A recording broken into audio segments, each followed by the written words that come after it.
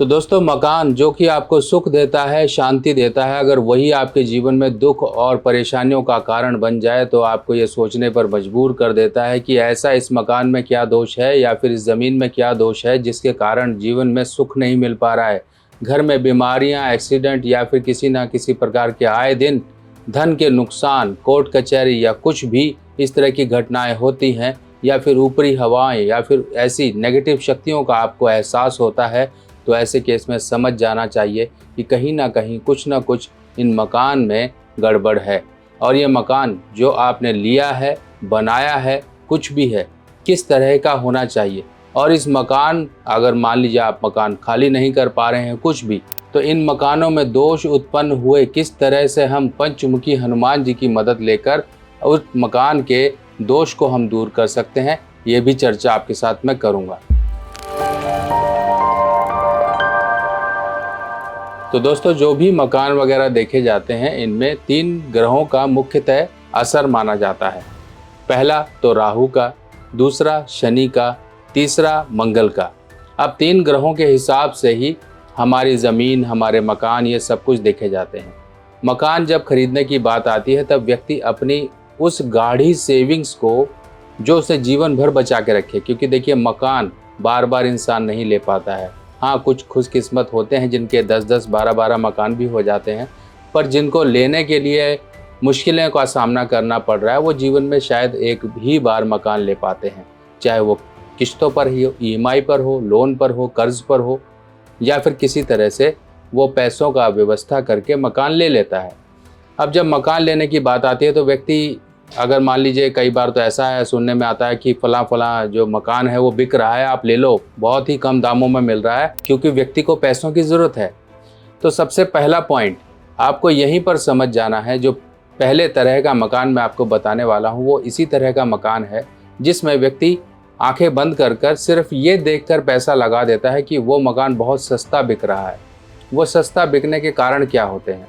या तो उस मकान का जो मुखिया था, जो पैसे की अर्निंग करता था, वो एक्सपायर हो गया, किसी तरह की अकाल मृत्यु हो गई उसकी, या फिर वो जिसका मकान है वो मकान का जो मुखिया है उसके ऊपर कोई भारी कर्ज हो गया, वो दिवालिया घोषित हो गया, जिसके कारण वो मकान उसको छोड़ना पड़ रहा है, वो मकान उसको बेचना पड़ रहा है ताकि वो कर्जा चुका सके। उस मकान में कोई व्यक्ति लंबी बीमारी से मरा हो, कोई गंभीर बीमारी जैसे कैंसर, HIV या कुछ ऐसी, जैसे कि आप गंदी बीमारियां जिन्हें हम कहते हैं आम समाज में, इस तरह की कोई गंदी या लंबी बीमारियां, या फिर उस मकान में कोई मेंटली रिटार्डेड पर्सन था, कोई दिमागी रूप से अस्वस्थ व्यक्ति, जो अस्वस्थ व्यक्ति था वो व्यक्ति पूरा जीवन अस्वस्थ रहा और एक समय आया कि उसकी मृत्यु हो गई।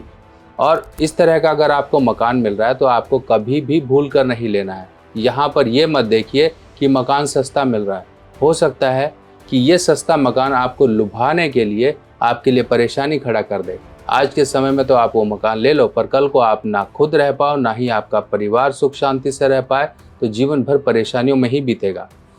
अब दूसरी तरफ वो मकान, सेकंड पॉइंट, जो कि हम अक्सर ऐसा करते हैं कि मकान लेने जाते हैं, तो मकान लेने जाते हैं। अब कुछ जैसे कि मान लीजिए कोई सोसाइटी है जहाँ पर प्लॉटिंग हो रही है, आपको कोने का मकान मिल रहा है, लास्ट वाला, ठीक है, लास्ट वाला मकान लेने में कोई प्रॉब्लम नहीं है, पर यह भी हमेशा ध्यान रखिए वो मकान कहीं पर भी लास्ट में जाके बंद ना होता हो। अगर वो गली बंद हो जाती हो तो वो कहीं ना कहीं किस्मत को रोकने का काम करेगी। चाहे उस घर मकान के व्यक्ति जितना मर्जी कमा लें, जितना जितना वो कमाते जाएंगे उतना उतना वो अपने घर के लोगों से मिलने वाले सुख से दूर होते जाएंगे।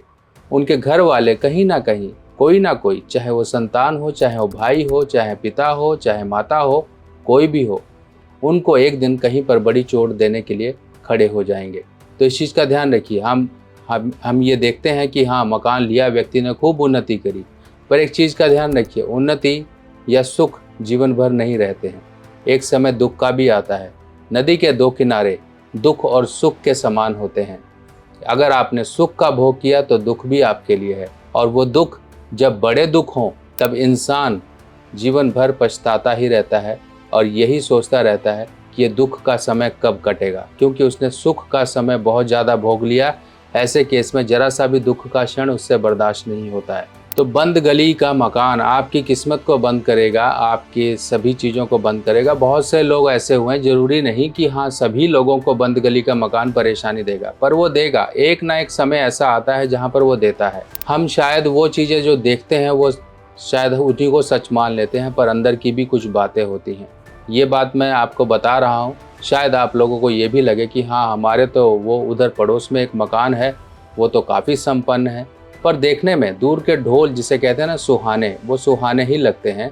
जब उनको आप अंदर से खंगालोगे तब आप असलियत को पता लगा लोगे कि हाँ कितनी परेशानियाँ उनके जीवन में हैं, चाहे वो किसी भी तरह से हो।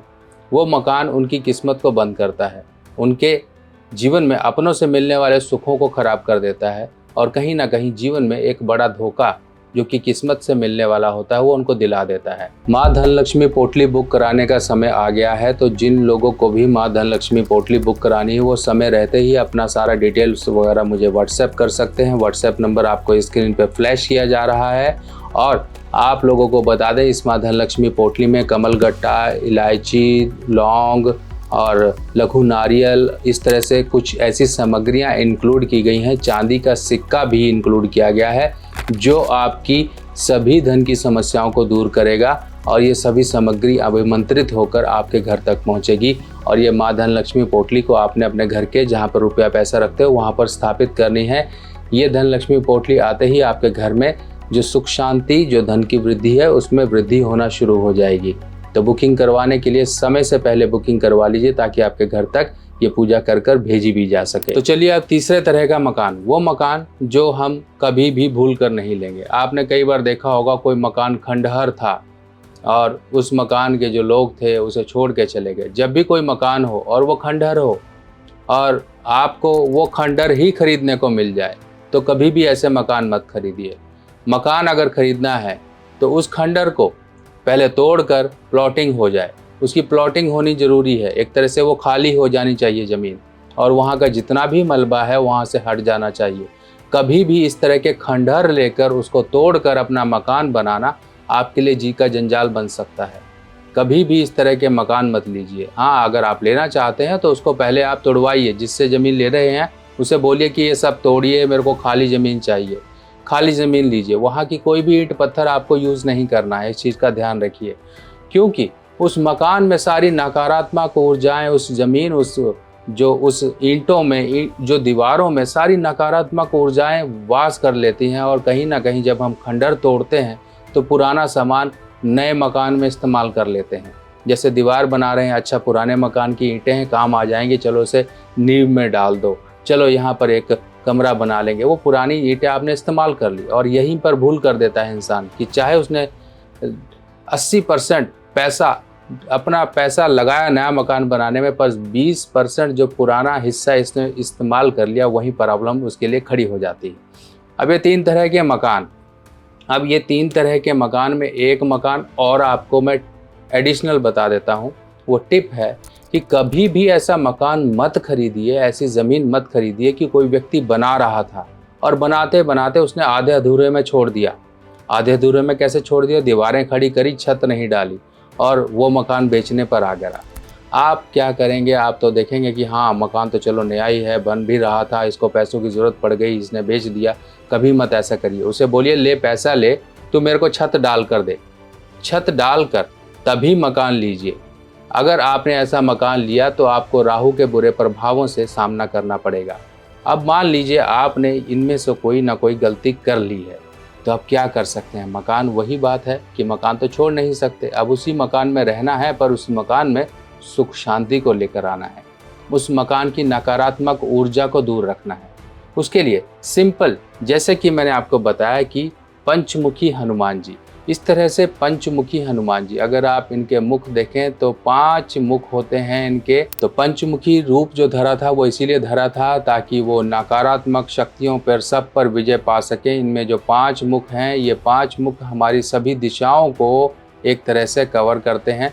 और जो मकान हमारा है, अगर मान लीजिए वो मकान में किसी तरह की आपको परेशानी आ रही है, तो इस तरह से देखिए, छोटी सी मूर्ति है, कोई बड़ी मूर्ति नहीं। अगर हम 4 उंगलियों को देखें तो हमारी 4 उंगलियों के बराबर ये मूर्ति आती है।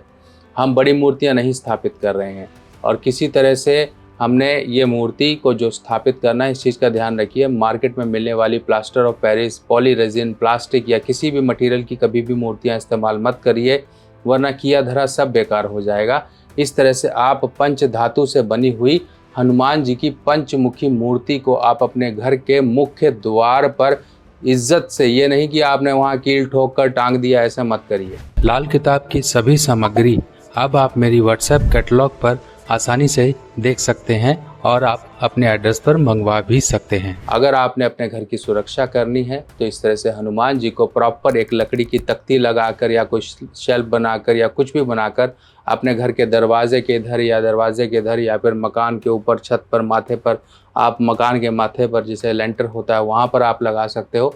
इस तरह से वहाँ पर रख दीजिए और ऐसी जगह रखिए कि आपका हाथ पहुंचता रहे और आप समय समय पे उठाकर उस जगह को हनुमान जी को झाड़ पोंछ ये कर सको। और मंगलवार के दिन साफ करते रहिए।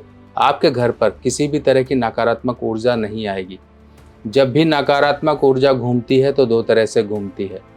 शाम के समय घर में आपके लक्ष्मी का वास होता है। दीपावली के समय जब हम दीपक वगैरह जलाते हैं तो घर के द्वार क्यों खुले रखते हैं? क्योंकि माँ लक्ष्मी उस समय भ्रमण कर रही होती हैं और इसीलिए कहा जाता है कि शाम सुबह अपने घर में सफाई रखें ताकि शाम के समय हमारे घर में पॉजिटिव ऊर्जा आ सके। शाम के समय दरिद्रता, जो कि माँ लक्ष्मी की बहन है, और माँ लक्ष्मी दोनों के दोनों भ्रमण कर रहे होते हैं और जिस घर में दरिद्रता के लिए चीज़ें होती हैं, गंदगी, ये सब उल्टी सीधी चीज़ें और नकारात्मक ऊर्जा जहाँ पर वास करनी होती है, वहाँ पर दरिद्रता हमारे घर में आ जाती है और माँ लक्ष्मी आगे चली जाती हैं। जहाँ पर साफ़ सफाई, सब कुछ बढ़िया है, एकदम खुशबूदार, एकदम गंदगी नहीं है, दरवाजे पर कुछ भी, सब कुछ साफ़ सुथरा है, वहाँ माँ लक्ष्मी आती हैं, खुद ब खुद आती हैं।